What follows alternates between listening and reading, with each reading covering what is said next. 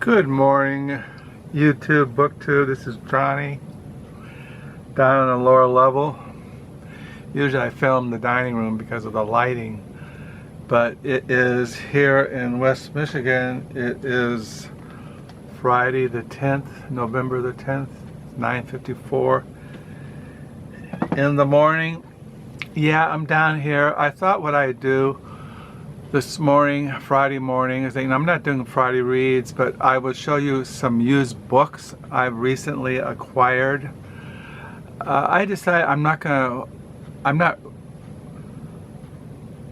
sure where I got these. I know I mentioned in a video we went to the Freedom Village bazaar, and they sell all kinds of stuff, crafts and baked goods, but they sell used books, and so I thought I'd show you those used books. And then I got some books at some thrift stores. First I'll show you the books from the Freedom Village, which is a huge retirement complex. Basically, like I said, they take care of you until you die. I picked up there, and these books were like, I think they were like,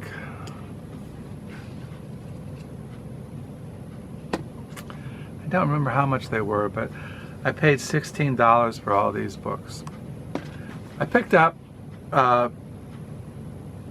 Plutarch's Greek Lives, new translation by Robin Waterfield. I don't know why this is not. Oh, it's me. My glasses are blurry. I picked this up. It's a Oxford World's Classic. I didn't have this in my library, so I just picked it up. And then I picked up an Umberto Eco, Serendipities, Language and Lunacy, a brilliant illumination of intellectual history. I collect Umberto Eco, and this is translated by William Weaver. I didn't have this. Carol saw this and said, "Do you have this in your collection?" I said, "No," so I picked it up. This I had already, but I wasn't sure. This is a short story collection by Norman Maclean. A River Runs Through It and Other Stories. Yeah, I had this. This is the University of Chicago Press. I'm not sure. I can't find my copy, so because I dehauled some books a couple of years ago, but I haven't seen it around here lately. So, yeah, A River Runs Through It was made into a movie. It's a very famous. I never read the short story. It says, so begins the title piece of this collection of autobiographical fiction by Norman Maclean. Maclean grew up in the western Rocky Mountains in the first decades of this century. As a young man, he worked many summers in logging camps and for United States Forest Service. The two novellas and short story in this collection are based on his own experiences. The experiences of a young man who found that life was only a step from art in its structures and beauty. The beauty he found was in reality, and so he leaves a careful record of what it was like to work in the woods when it was still a world of horse and hand and foot, without power saws, cats, or four-wheel drives. Maclean's rich understanding of human nature is evident in his descriptions, not only of how men worked in the woods, but how they felt while they worked and after they finished working. So it goes on. So, A River Runs Through It. And then I picked up E. Cummings, who's a very famous poet. I never knew this, but he wrote, it's called EIMI, a journal of a trip to Russia. And this was published In 1933, this is a first edition. I collect the poetry of E.E. Cummings, and I have biography of him, and he wrote some other works. He wrote The Enormous Room, the most memorable of personal histories to come out of that war. Mr. Cummings is interested in a wide variety of literary forms, has written a ballet, Tom, and a play, Him, as well as 11 books of verse. He was born in Cambridge, Massachusetts in 1894, graduated from Harvard in 1915. During the First World War, he served with the Norman Harz Ambulance Unit in France and was detained 3 months in a French concentration camp. And he gave his account in The Enormous Room. So this is in the spring of 1931, E.E. Cummings went to Russia. EIMI is Greek for I am, is the journal he kept during this trip, and it records what he saw there in a highly personal style. Then I picked this book up. I can't pronounce it's French. The Praise of the Music of Language by Douglas R. Hofstadter. I'll just read a little bit from the flap here. Lost in the art of translation. Thus, an elegant allogram, Pulitzer Prize winning author and pioneering cognitive science, Douglas Hofstadter hints at what led him to pen a deep personal homage to the witty 16th century poet Clement Marot. I don't know, it just looked interesting. You can look it up on the internet. I'll put the title down below. What grabbed me was the praise of the music of translation. It's about translation, and you know, I like reading about translation and books that have been translated, and I like books that are kind of odd, and I've never seen this book before. I've seen the Douglas Hofstadter books before, but I never seen this one, and so I just grabbed it. Then I picked up another copy of Les Miserables by Victor Hugo. I think this was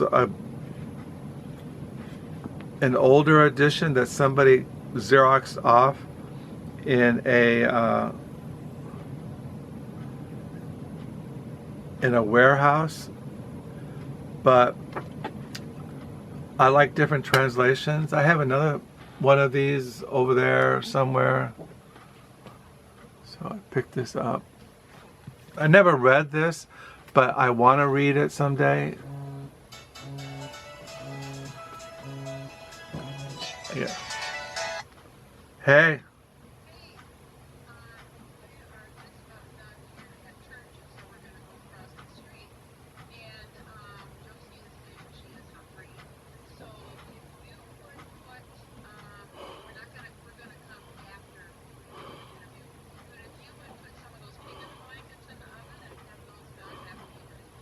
Okay. So why don't you just do a whole Okay. Now what temperature again? 350. Okay.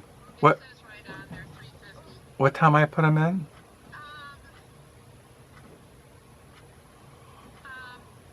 Just put them in now, and then they'll be done.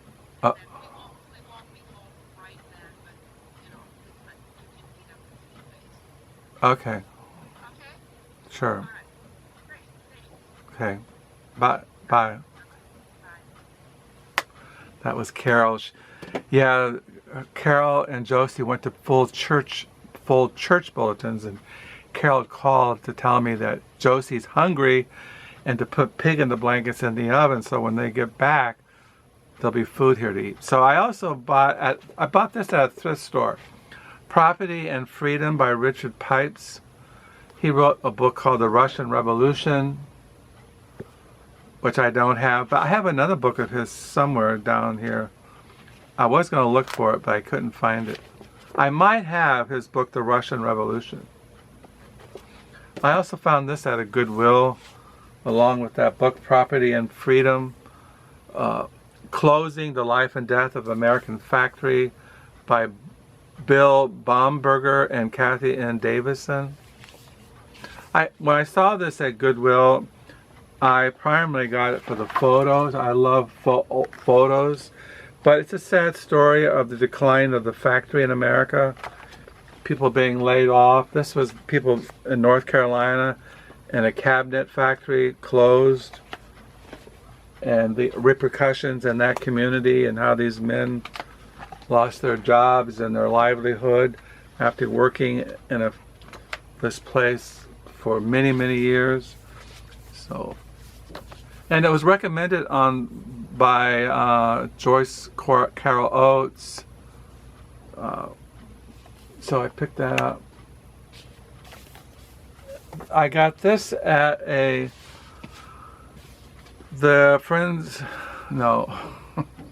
Freedom Village. I can't pronounce his name, but it's Epiphany's personal letters, self-portrait. Let me see. It's a folio edition. It's self-portrait in letters by Epiphany, translated by Betty Radice. So I don't know. I don't have anything by him, and it was only $1 or something. Folio thing. I have other folio editions in my library. Then I picked up 2 art books at the Freedom Village. This is George O'Keeffe, 100 Flowers. She's very famous for her photos of flowers. We have one of her flowers, a poster over our fireplace. I saw it in here. Let's see if I can find it. Let me see which one it was. Yeah, I collect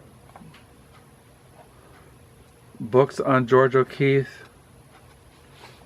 She was a very famous painter, lived out in the Southwest.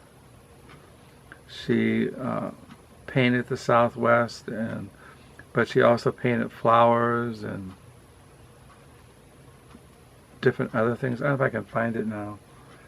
So yeah, if I see anything by George O'Keeffe, this is the one that's over our fireplace. This one here.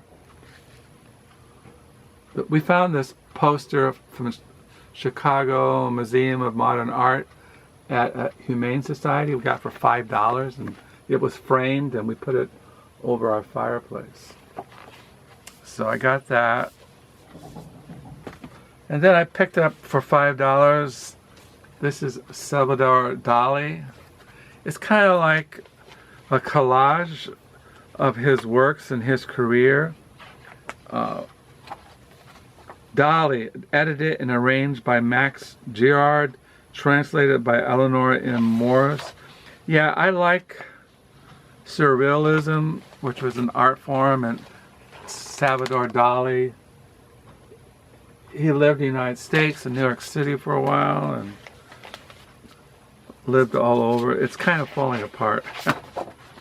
But I don't know, if I see anything by Salvador Dali, I just pick it up. Some of his things are very famous, like this one here. Some of these are falling out. I suppose what they were supposed to come out for people to frame. So yeah, I have other stuff by Salvador Dali, biographies, other art books. There are other pages that are loose in here. So I picked that up for $5.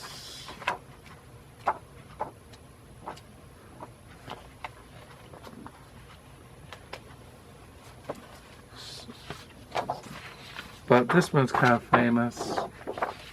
And anything else is falling out of here. So, yeah, here's some more Salvador Dali.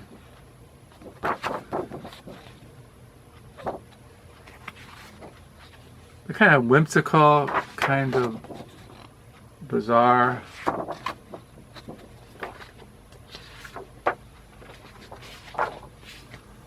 A lot of these are falling out this side. Salvador Dali. So anyway, I picked those up. Salvador Dali.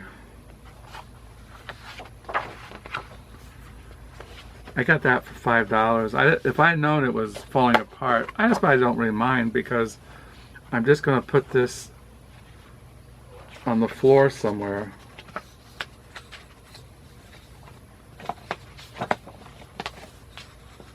So those are the used books. I don't know why it's not fitting in here. Anyway.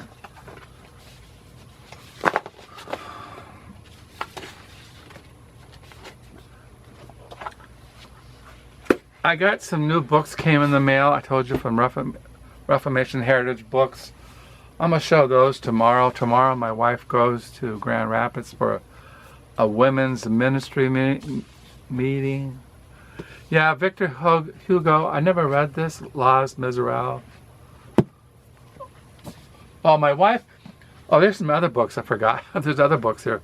My wife picked this up at a thrift store. The Patriarch, The Rise and Fall of the Bingham Dynasty, the definitive examination of American family tragedy and the dissolution of a media empire by Susan Tiff and Alex S. Jones.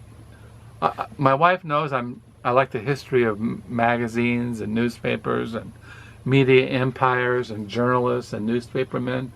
So she picked that up. I picked this up at Gateway Thrift Store last week, the annotated Pride and Prejudice by Jane Austen.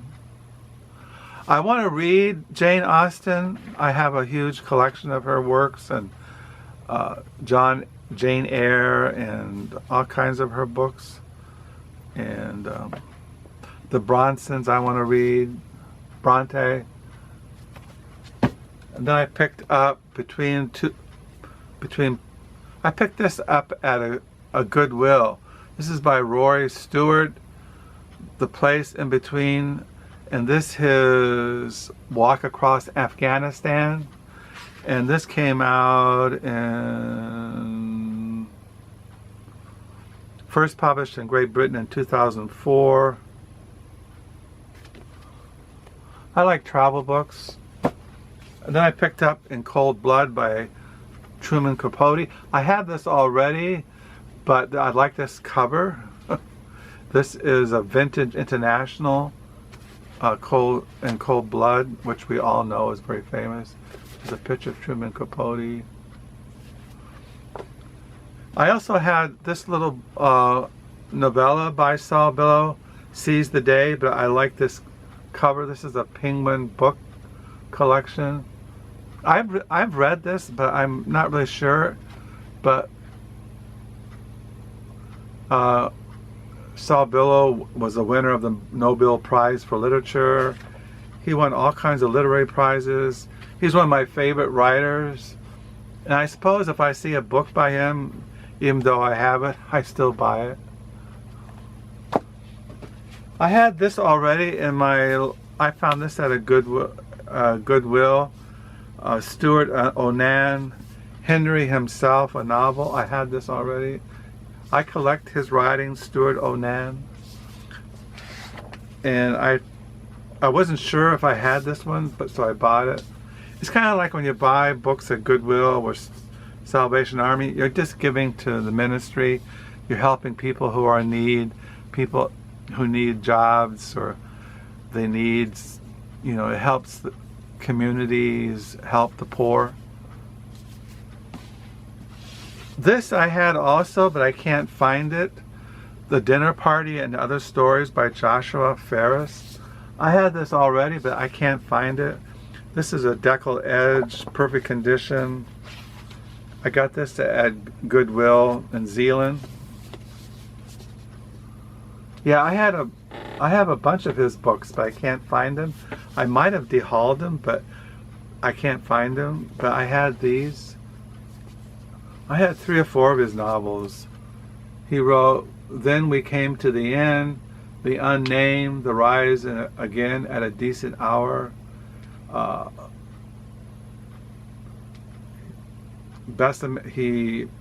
He's a short story writer. You know, he's a very popular writer. But I can't find my other books by him. I don't know where they are. So those are the used books, the thrift stores. You found out that I gotta go upstairs and put piggins and the blankets in the oven.